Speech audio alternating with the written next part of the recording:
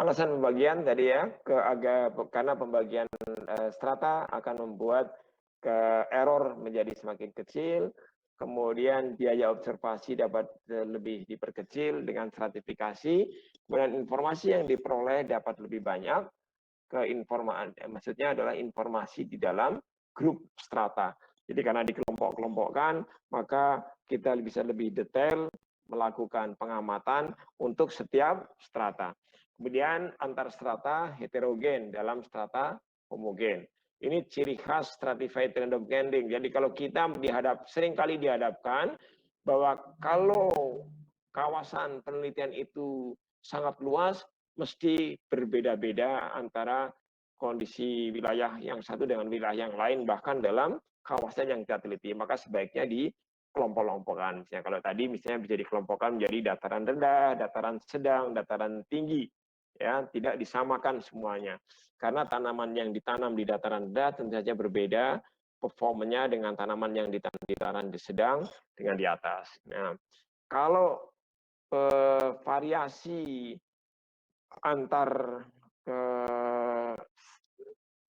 satu kondisi antar strata biasanya lebih sedikit, relatif kecil.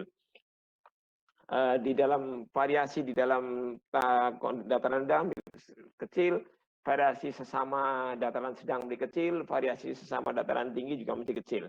Tapi antara dataran tinggi, dataran rendah, dan dataran sedang mesti sangat heterogen kondisinya. Okay. Ada istilah L adalah jumlah strata, kemudian NI adalah jumlah sampel pada setiap strata ke satu. Kalau ada strata 3 berarti jumlah sampel pada strata 1, jumlah sampel pada strata 2, jumlah sampel pada strata 3 gitu ya. Dan jumlah sampel pada seluruh populasi adalah N besar tadi.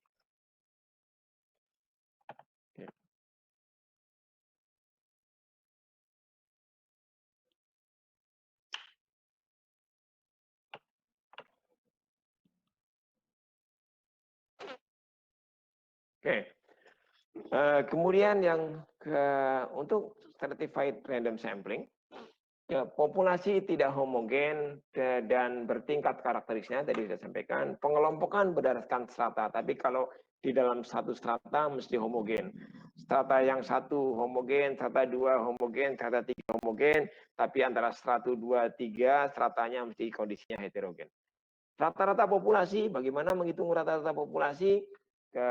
Y dalam satu strata sama dengan N dibagi N1 kali Y, tadi strata 1, strata 2, kemudian strata jumlah sampel pada strata 1 dikalikan rata-rata performance, misalnya kalau hasil juga rata-rata hasil di strata 1, kemudian Y2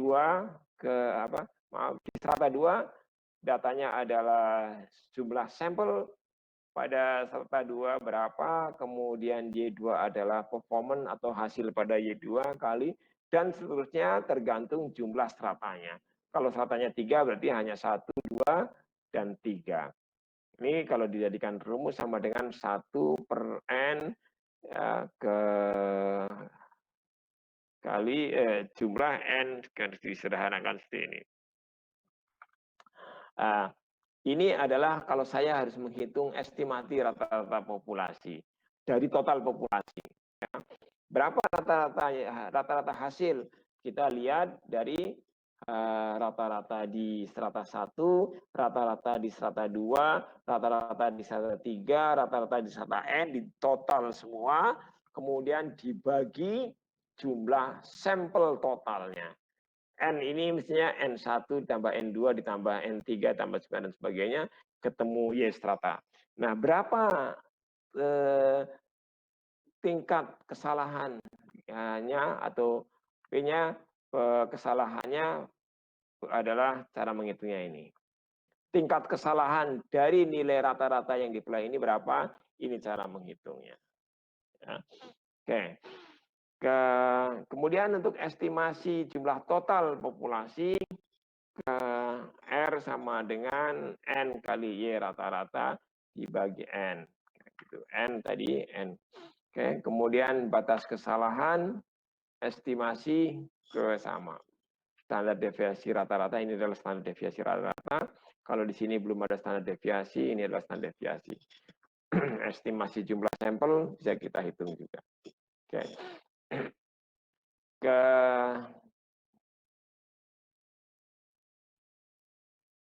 Ini adalah batas untuk masih sama untuk estimasi jumlah sampel di tiap strata N dan keseluruhan populasi N. Hampir sama cara menghitungnya, nanti kita sebutkan. Oke. Yang ketiga adalah systematic sampling. Prosedur ini berupa penarikan sampel dengan cara mengambil setiap kasus atau nomor urut yang kesekian dari daftar populasi. Systematic sampling. Kemudian setiap elemen populasi dipilih dengan suatu jarak interval tiap ke n elemen dan dimulai secara random dan selanjutnya dipilih sampelnya pada setiap jarak interval yang tertentu.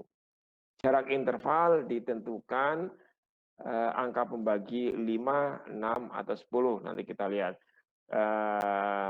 Harus terdaftar semua anggota populasi. Samplingnya cepat dan menghemat biaya, tapi bisa menimbulkan bias juga. Jadi systematic sampling. Metode samplingnya ini adalah estimasi rata-rata data. Kalau saya ditanya berapa rata-rata konsumsi air minum misalnya di Kota Purwokerto, tapi menggunakan systematic random sampling, datanya adalah Y dari sistem bisa sama dengan Y1, sampelnya juga sama, dikurangi jumlah sampelnya. Kemudian ke estimasi jumlah total populasi bisa ditentukan ke B dan seterusnya. Kita lihat. Nah, yang keempat adalah dengan menggunakan teknik cluster sampling. Ya. Populasi yang dibagi dalam kelompok-kelompok yang tidak overlapping dibuat cluster dan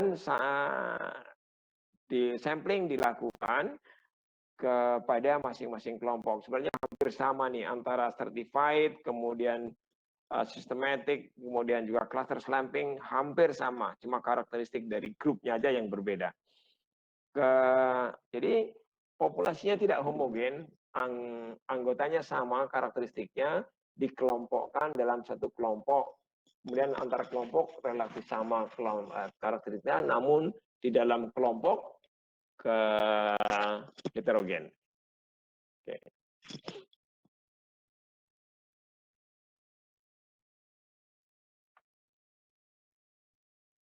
Saya perhatikan populasi yang dibagi dalam kelompok-kelompok yang tidak overlapping.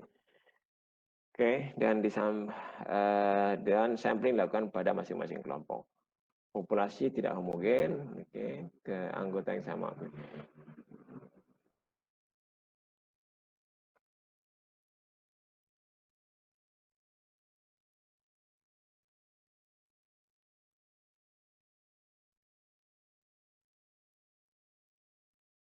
Oke,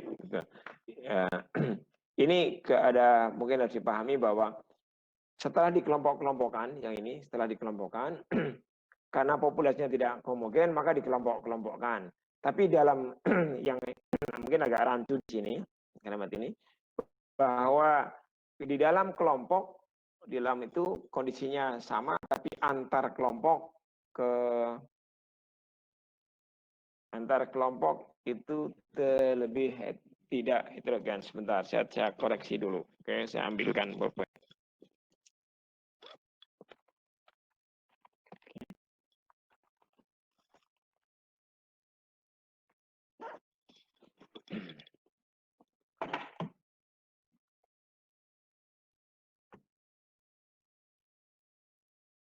Ya, ya, oke. Ini berbeda, bertentangan dengan kondisi yang ini bertentangan kondisinya. Kita lihat dengan yang di sini. Ya. Nah, gini. Antar strata heterogen. Jadi kalau saya bisa nulis di sini nggak ya sebentar. Oh ya, kalau ini strata, ini strata, ini strata, ya misalnya strata 1, strata 2, strata 3, gitu ya, strata 4, gitu ya. Ini kalau ini antar strata, antara ini kondisi di 1 dengan kondisi 2, ini tidak sama. Antara 1 dengan 3 juga tidak sama. Antara ini juga tidak sama, ini tidak sama, ya. Tapi di dalam ini sama, heterogen. Di ini juga homogen. Ini di dalam ini juga homogen. Ini juga homogen. Jadi di dalam sampel itu homogen. Tapi antar ini berbeda. Antara 1 dengan 3 dengan 3, 4 ini berbeda-beda kondisinya. Tapi di dalamnya sama. Oke, tapi kalau yang ini berbeda. Yang klaster. Nah, kalau yang klaster antar klaster relatif homogen, tapi di dalam klaster heterogen.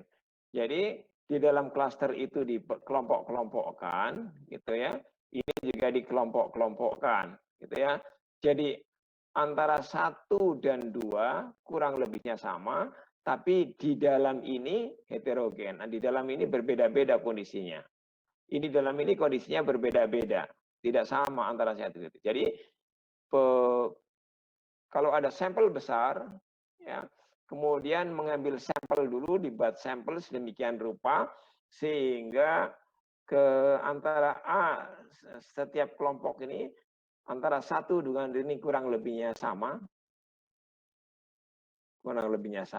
gitu ya, kurang lebihnya sama ini, tapi di dalam ini sendiri antara 1, 2, dan 3 semuanya kondisinya berbeda-beda. Demikian juga di sini heterogen. Ini heterogen. Di sini juga heterogen. Oke. Ya. Ke untuk rumusnya, N adalah jumlah klaster dalam populasi, N kecil adalah jumlah klaster yang dipilih secara acak yang di dalam itu, kemudian M jumlah anggota klaster ke 1, 2, dan seterusnya. M adalah rata-rata, nanti dibuktikan M itu, M rata-rata ini adalah rata-rata ukuran klaster sampel, M besar elemen dalam populasi, kemudian M rata-rata untuk dalam satu populasi, Y-nya adalah total observasi klaster. Ya, kita lihat. Kemudian ke estimasi ratanya hampir sama sebenarnya. Y sama dengan ke Y1, Y2, Y3 dan sebagainya dibagi jumlah M1, M2, M3, M4 ya kalau kan gitu. Kan di sini ada M-nya. Jadi Y1, 2, 3. Oke. Kemudian batas kesalahannya berapa tingkat kemungkinan adanya kesalahan? Besarnya seberapa kesalahan bisa dihitung dengan cara seperti ini.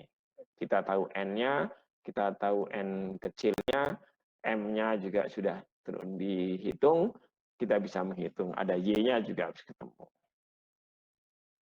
Oke, ke estimasi jumlah total populasi, batas kesalahannya seberapa. Kemudian ke yang lain adalah desain non-probabilitas. Tadi kalau dilihat ada yang A adalah yang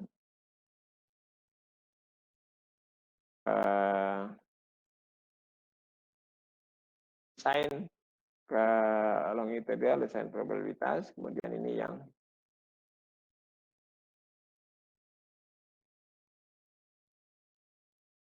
desain non probabilitas. Oke.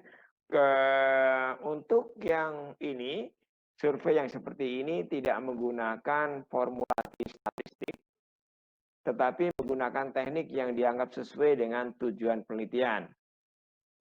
Tidak acak dan tidak random, ini tidak menggunakan, jadi tidak menggunakan analisis statistik. Teknik penarikan sampel non-probabilitas tidak digunakan untuk melakukan inferensi dari sampel umum, dari sampel ke populasi umum. Okay. Jadi tidak ada istilahnya tidak ada generalisasi, tidak ada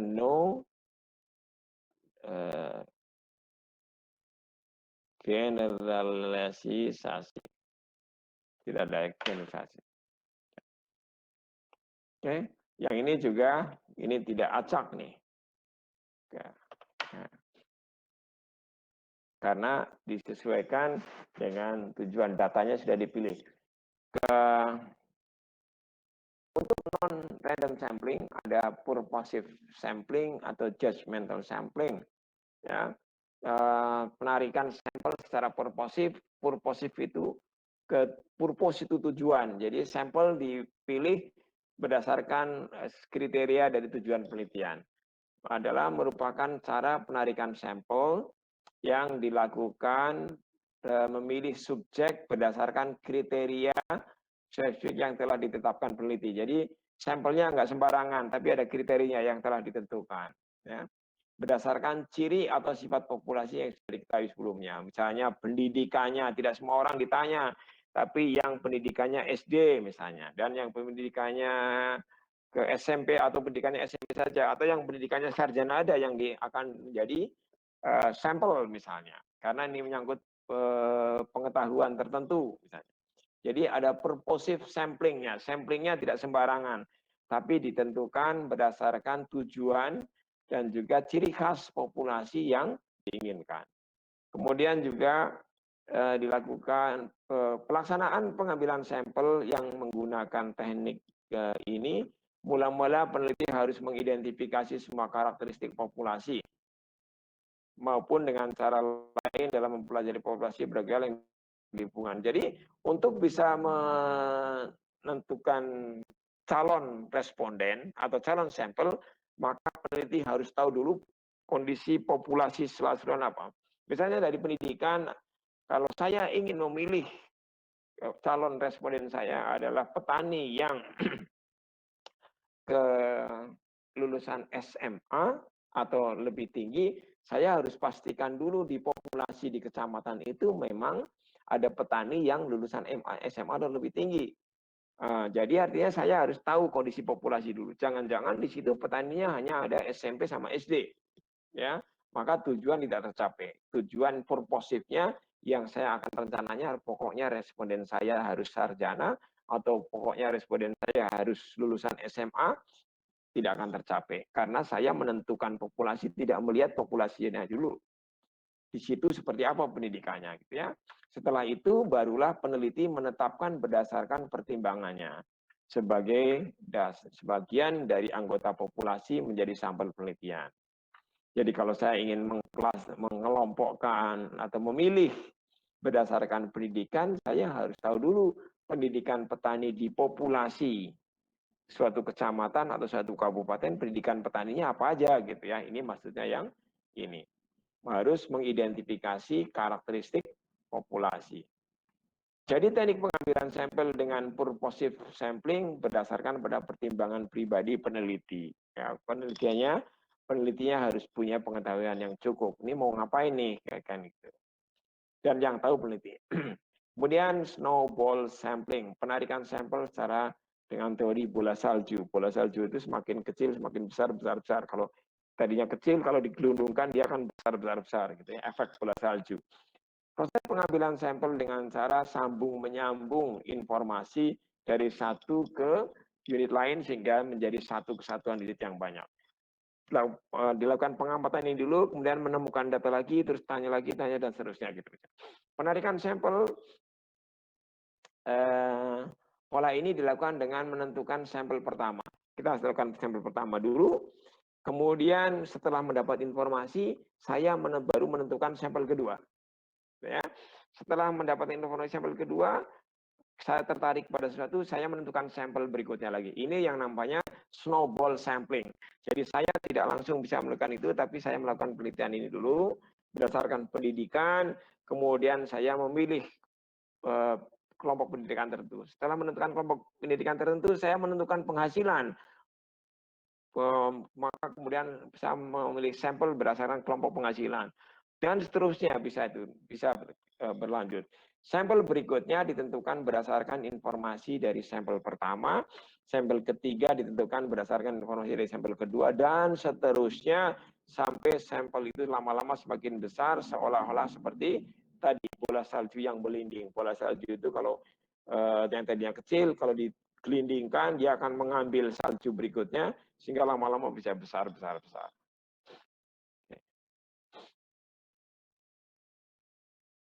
Bisa juga dengan teknik kuota sampling, penarikan sampel berdasarkan jatah.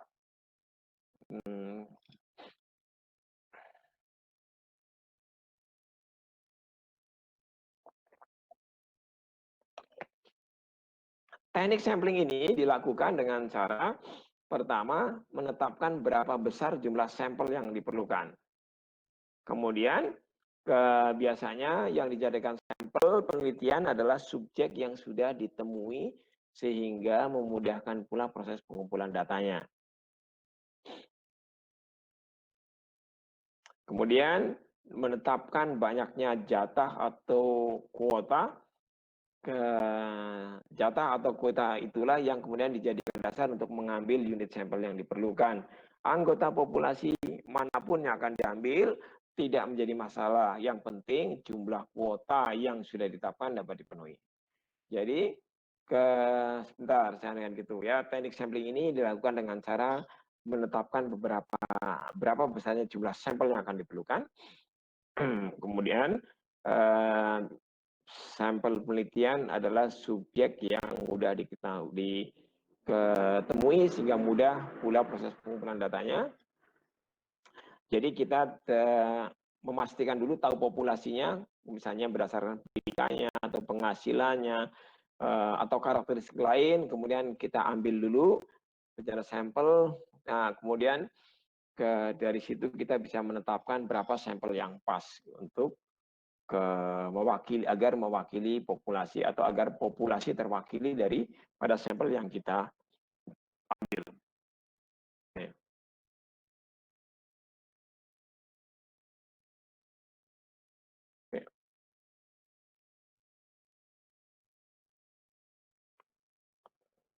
Nah, ini cara pengambilan sampel dan cara mengambil rata-ratanya. Kemudian saya ingin kembali ke yang tadi, sharing sebelum ke ini. Ada yang ingin ditanyakan sebelum saya? Halo?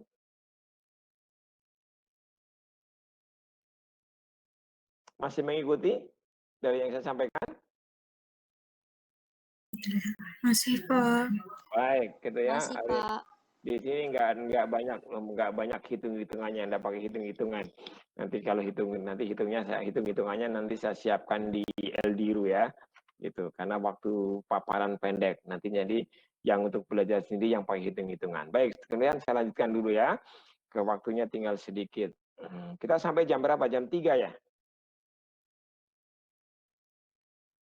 Halo? Sampai jam berapa kita? 3:30, Pak. Oke, baik. 4 ya. Lanjut, kita kan gini. Yang tadi, setelah kita melakukan koleksi data, mengumpulkan data, kemudian kita harus melakukan analisis. Ya, tadi saya agak kebalik saya anukan. Apa yang bisa kita lakukan? Analisis datanya. Kita mengambil misalnya data rata-ratanya juga bisa. Tadi mengenai data rata-rata, kita bisa memprediksi performance populasi dari performance sampel. Pertanyaannya yang sering terjadi adalah kalau populasinya sangat besar, bagaimana cara mengambil sampel yang paling baik? Itu kan tadi bisa di random sampling aja kalau populasinya tidak besar sekali dan cukup homogen. Tapi kalau wilayahnya sangat besar atau populasinya sangat besar sehingga dikhawatirkan kondisinya tidak homogen, maka kita bisa menggunakan stratified random sampling, cluster random sampling, bisa purposive random sampling, bisa quota sampling. Dari situ kita bisa melihat angka Y-nya berapa. Y populasi Y dengan Y misalnya produktivitas ke padi di suatu kabupaten. Nah, kita bisa klasifikasi. Ini kan tadi Y-nya sebenarnya berapa ya, Y rata-ratanya gitu. Baik. Nah, dalam mengolah data menjadi yang penting sekarang adalah kalau saya sudah melakukan survei, melakukan sampling dengan benar, bagaimana saya menyajikan hasilnya. Ya, dalam mengolah data menjadi sebuah informasi dibutuhkan adanya analisis. Nah, dalam hal ini adalah analisis data. Aktivitas yang dilakukan itu bisa terlibat dari koleksi data, kemudian tabulasi data, menghitung, mengukur, menganalisis, dan menginterpretasi, kemudian dilanjutkan dengan mengambil kesimpulan. Nah, untuk analisis data survei, mengolah data menjadi informasi yang reliable menjadi sangat penting. Nah, sedemikian rupa sehingga pertanyaannya adalah bagaimana data yang kita peroleh itu kita analisis, kemudian bisa dipahami oleh orang yang membaca dan bermanfaat sebagai solusi permasalahan. Karena kita melakukan survei dalam rangka menjawab permasalahan-permasalahan yang ingin kita clearkan. Oke. Jadi tahapannya gitu ya. Pengumpulan data tadi sudah menggunakan survei, kemudian tahap editing, ya, ada tahap coding, ada tahap tabulasi, ada tahap pengujian, kemudian mendeskripsikan data dan menguji hipotesis. Ya, datanya dikumpulkan, kemudian diedit bukan dirubah. Nanti kita lihat di edit seperti juga diberi kode karena datanya mungkin banyak sekali dan harus dilakukan pengkodean agar nanti kalau memudahkan jadi untuk memudahkan dalam analisis gitu ya, tidak menggunakan data atau variabel yang asli, perlu coding. Kemudian tabulasi, kemudian pengujian, dilakukan deskripsi data dan tahap pengujian.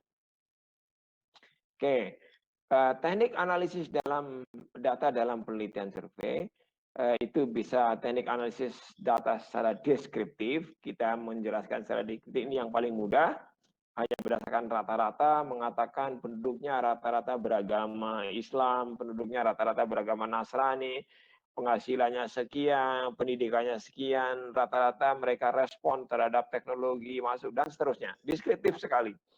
Ya, bisa juga dengan teknik analisis data secara inferensial, menggunakan inferensi data.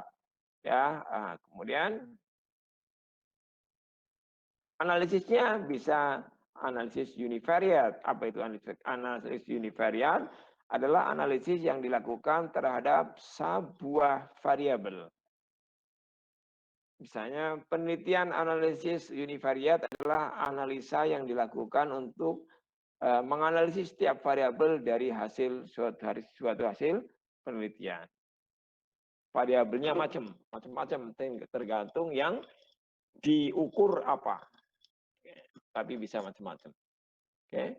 Berdasarkan banyaknya variabel bebas, analisis univariate dibagi menjadi 3 kelompok, yaitu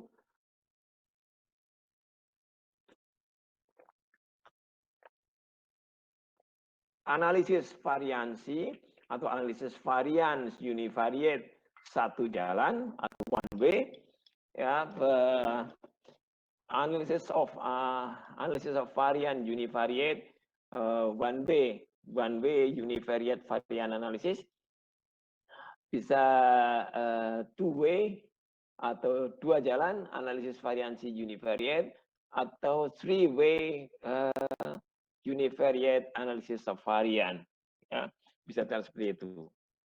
Nah, bentuk uji univariate yang paling umum bisa dilakukan adalah uji Pearson chi-square. Bisa dikatakan antara pengamatan dan hasil pengamatan dan hasil ekspektasi dan hasil pengamatan. Uji version chi-square test, ini chi-square test ya.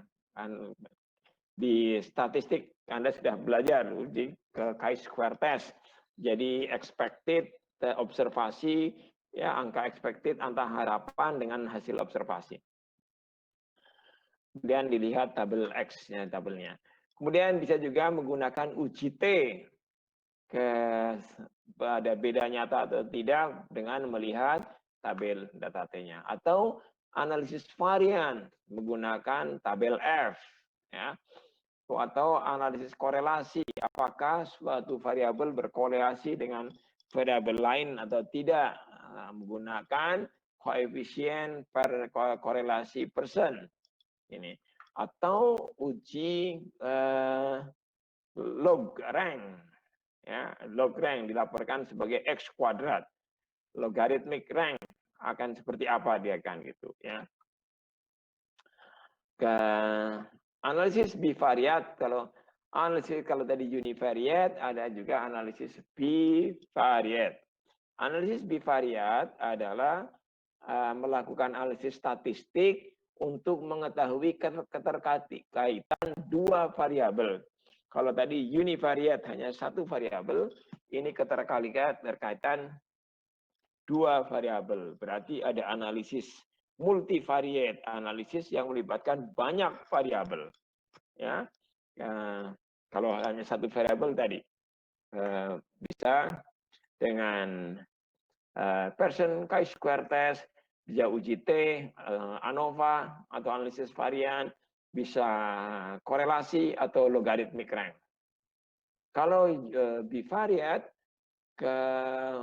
dapat menjadi dilakukan menjadi dibagi menjadi 4, yaitu ke data kategorik, data yang berdasarkan kelompokkan data kategori dengan data kategorik uji menggandungkan uji beda proporsi, ya.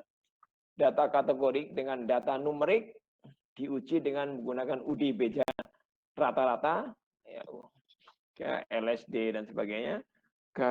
Bisa menggunakan kemudian data numerik dengan data kategorik diuji menggunakan uji beda rata-rata. Nanti kita bisa dilihat bersama.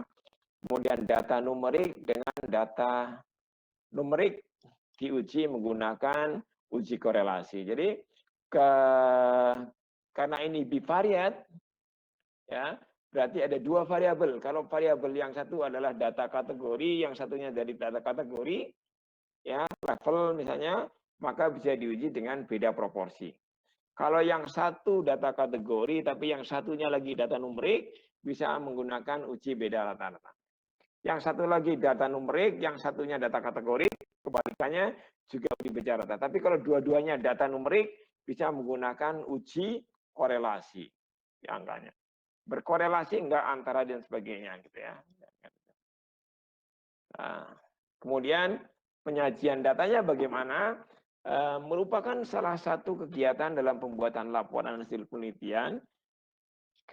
Penyajian data adalah suatu kegiatan dalam pembuatan laporan hasil penelitian yang telah dilakukan agar dapat dipahami dan dianalisis sesuai dengan tujuan yang diinginkan.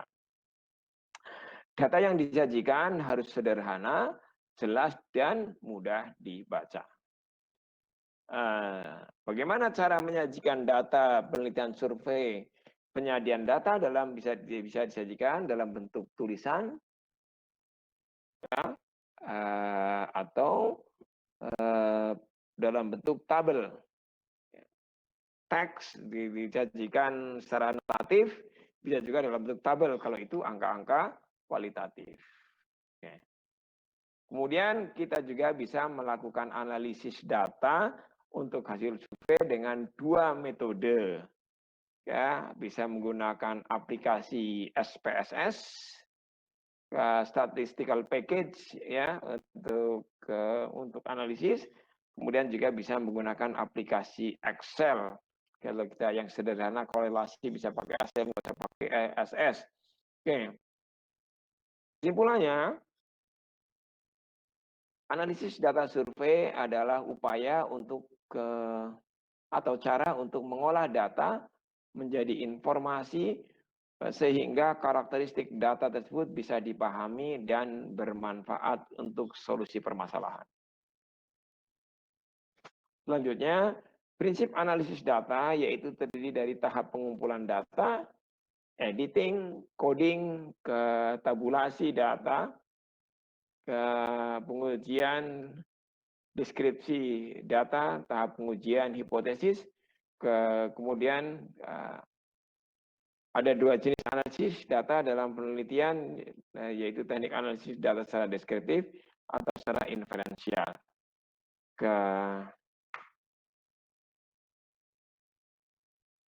Itu yang bisa saya sampaikan untuk kuliah ini.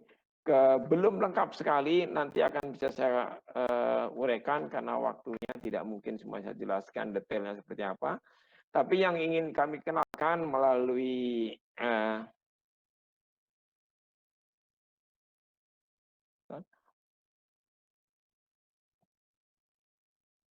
tadi saya sharing yang itu enggak sih? Enggak ya?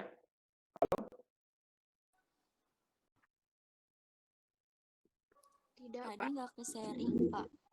Oh enggak ya, saya enggak ya. Saya lupa dan oke, enggak apa-apa, nanti udah tadi saya rasanya sudah saya buka di kenapa enggak ada yang ngasih tahu saya tadi. Harusnya tadi Pak, kok Bapak enggak share ininya ya. Jadi nanti saya karena pakai Gmail ini enggak ketahuan, jadi enggak apa-apa ini karena tadi saya tadinya nyuruh harusnya share yang ini, saya menjelaskan yang ini sebentar saya share. Saya harusnya share yang ini nih ke mana?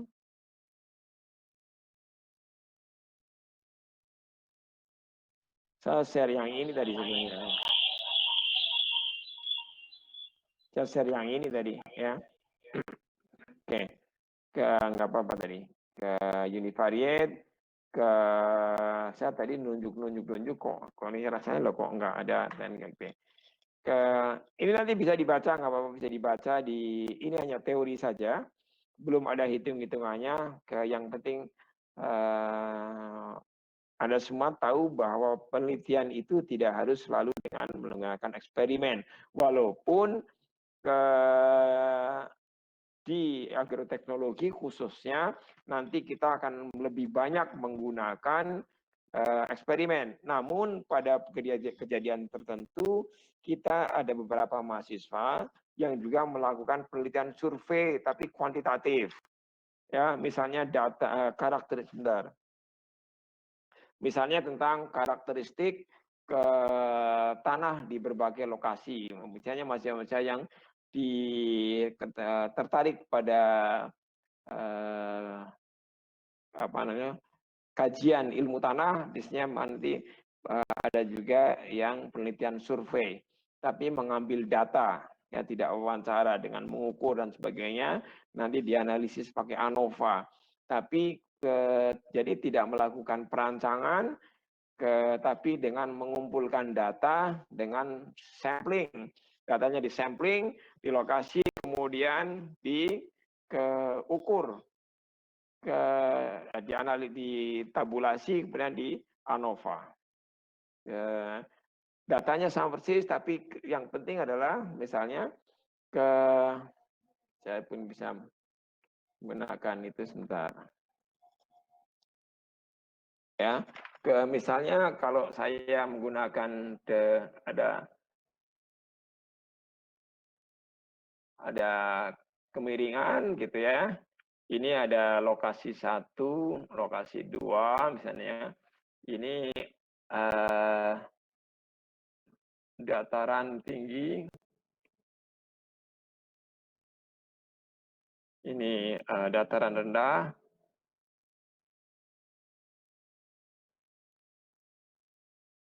Ini dataran sedang. Ya.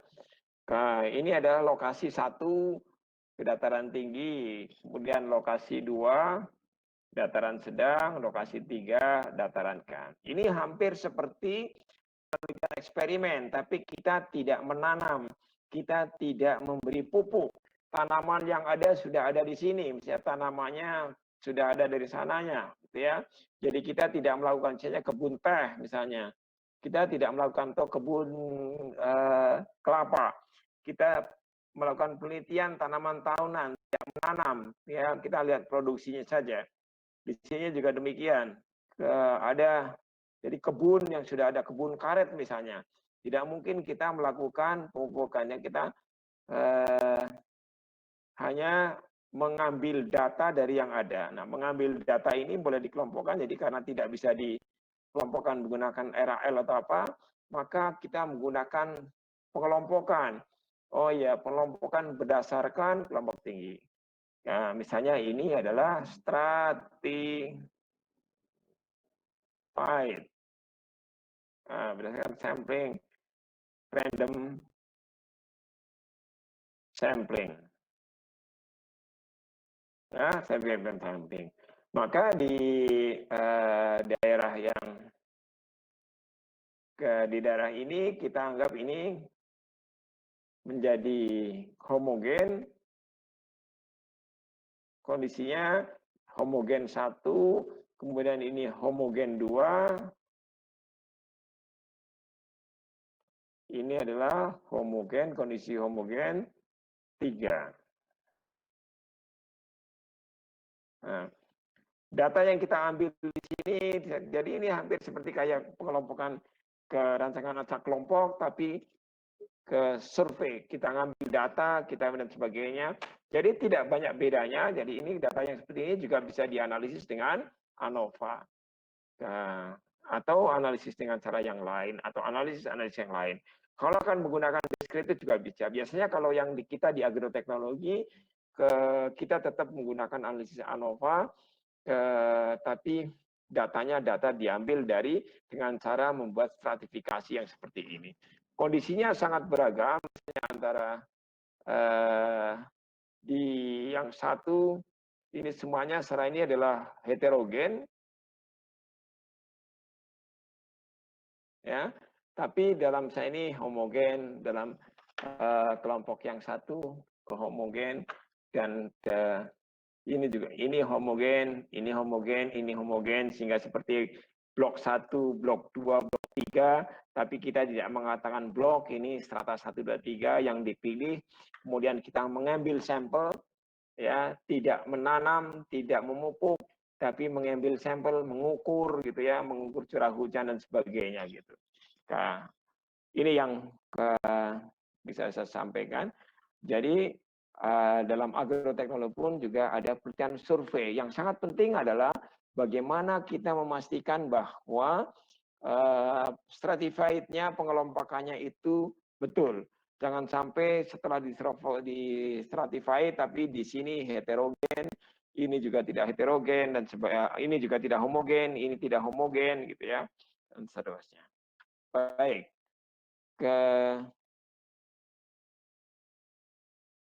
Ini materi yang bisa sampaikan sampai yang hari ini. Ada yang mau tanya? Silakan. Sebelum ditutup masih ada sedikit waktu. Biasanya Nisa rajin nanya. Silakan Nisa. Iya, Pak, saya mau izin tanya. Ya. Kan tadi ada contoh di yang simple random sampling ya, Pak, tentang konsumsi air. Nah, itu berarti menggunakan jumlah total populasi ya, Pak, karena seluruh kota. Kita misalnya kota kan kotanya besar, penduduknya banyak gitu ya. Di Purwokerto aja kalau boleh aja melakukan sensus, tapi kan biayanya sangat besar, membayar orang yang akan melakukan survei yang namanya enumerator, nanya setiap penduduk gitu kan, biayanya besar. Kalau uangnya penelitian tidak banyak kan, caranya adalah ngambil sampel aja, tanya ke beberapa orang aja, gitu. Nah caranya gitu, diambil sampelnya, sampelnya berapa, misalnya hanya dari penduduk Purwokerto barangkali ada 1 juta misalnya. Kita tidak akan menanya 1 juta. Nah, kita mengambil misalnya 100 orang dari berbagai kelompok. Nah, konsumsi airnya berapa, dari sampel itu nanti kita prediktifkan, kita untuk memprediksi kalau gitu berapa ya total konsumsi air orang Purwokerto. Nah, tapi pastikan dulu bahwa orang misalnya untuk masalahnya ini yang tadi untuk pengelompokan. Saya ngambil 100 orangnya nih pas nggak nih? Kalau ngambil orangnya nggak pas, nggak mewakili populasi, itu juga jadi errornya tinggi. Makanya tadi ada batas kepercayaannya, tadi ya diukur tingkat kepercayaannya berapa, yang gitu. Itu penting, tidak hanya angka Y-nya berapa. Nah, untuk itu biasanya kalau saya mengambil misalnya, oh ya Purwokerto itu, saya harus tahu dulu karakteristik populasi umum Purwokerto. Misalnya tingkat penghasilannya, tingkat pendidikannya. Nah, sehingga kalau bisa dari setiap kelompok itu saya ngambil sampel. Dari yang pendidikannya sarjana diambil, pendidikannya SMA diambil, dari SD diambil, dari yang orang pegawai negeri diambil, dari swasta diambil, buruh diambil, berbagai kelompok di strata-strata sehingga kalau saya mengambil sampel ketemunya konsumsinya berapa, itu kalau kemudian ditarik untuk generalisasi, karena salah satu kenapa survei biasanya kepentingannya adalah generalisasi, mengambil inference dari yang kecil kepada yang besar. Jadi induksi atau deduksi ya, istilahnya ya, diambil dari penemuan yang kecil kita mengambil generalisasi sehingga saya bisa oh ya kalau saya mengatakan konsumsi air minum di Purwokerto adalah misalnya 15 meter kubik per bulan itu bisa dipertanggungjawabkan karena sampelnya betul-betul mewakili populasi sebenarnya. Begitu Nisa. Iya Pak, yang mau ditanyakan berarti kalau misalkan yang ini kan udah ada ya Pak rata-ratanya gitu.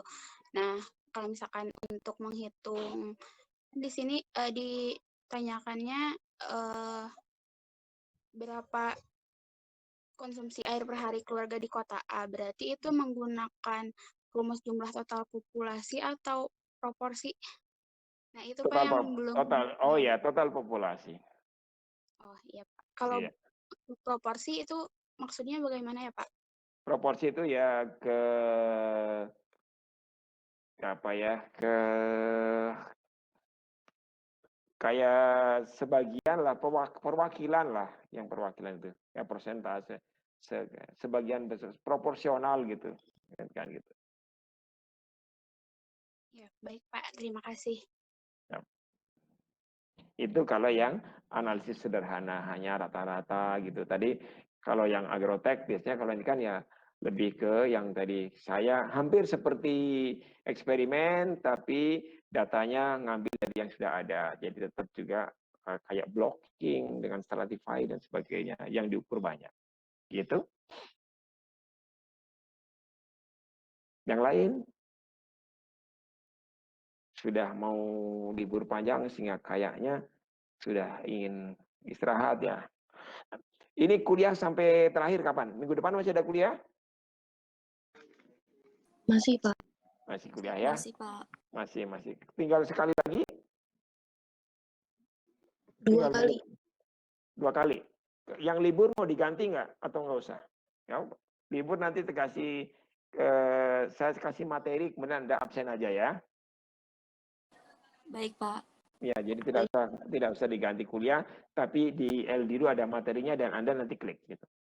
Jadi nanti dicek semua. Kalian yang ini nanti absen gitu ya, tapi yang minggu kemarin karena libur saya tidak mau Anda kemudian libur mengurangi hak libur Anda, biarin aja nggak apa-apa, tapi nanti materi saya siapkan. Nanti saya kasih tahu minggu depan. Gitu? Baik, Pak. Baik. Terima kasih semuanya karena ini waktunya tidak tinggal sempat.